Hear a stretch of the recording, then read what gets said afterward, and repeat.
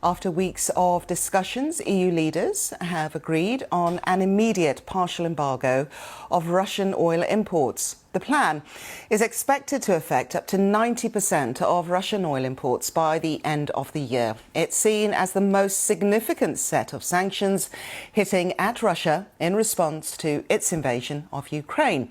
However, the EU's agreement includes exemptions for Hungary, which depends on Russian supplies and had been holding up negotiations. With all the latest developments from Brussels, here's our correspondent there, Bethany Bell.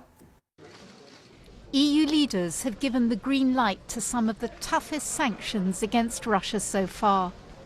They've agreed to ban most of the oil they receive from Russia. This is very important. Thanks to this, Council should now be able to finalize a ban on almost 90% of all Russian oil imports by the end of the year. 2/3 of Russian oil imports arrive in the EU by sea. That will be banned immediately. But there'll be a temporary exemption for pipeline oil because of objections by Hungary. It says its economy can't cope with the ban. Germany and Poland have volunteered to wind down their pipeline imports by the end of this year. That leaves around 10% of pipeline oil from Russia, which will continue to go to Hungary, Slovakia and the Czech Republic. The EU's also taking measures against Russia's biggest bank and people accused of war crimes in Ukraine. It's taken weeks of complicated negotiations for the EU to reach this compromise deal. Earlier sanction packages were agreed quickly, but the oil embargo has exposed divisions among European countries. EU leaders say they want to wean themselves off Russian gas as well as oil, but that's likely to be far more complicated. The oil embargo will cost Russia billions. With oil prices surging, it will hurt Europe too.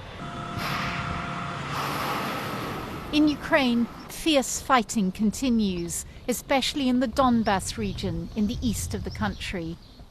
The EU hopes the new sanctions will cut off a huge source of funds for Russia's war effort there. Bethany Bell, BBC News, Brussels. So how is the news of a ban on Russian oil being received in Moscow? Russia editor Steve Rosenberg says the Kremlin will have noticed that it wasn't easy for the EU to agree. Well, this is a compromise deal with caveats, but it's still a big deal. 2/3 of Russian oil imports into the EU to be affected now, and by the end of the year up to 90%. And that's going to cost Russia billions of dollars a year in lost export revenue. Now, Moscow's position on this is, well, it's a big world out there, isn't it? We'll sell to other markets. We'll sell to Africa, to Asia.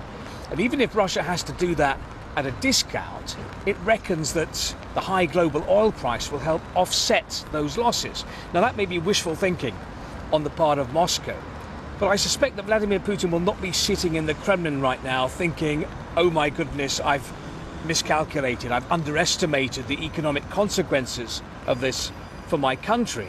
I'm going to pull my troops out of Ukraine. I can't see that happening. More likely, based on the anti-Western rhetoric he's been coming out with in recent weeks, President Putin will be saying to himself, OK, Europe, citizens of Europe, you're already experiencing a degree of economic pain. Expect more of that now as a result of this oil embargo. And one other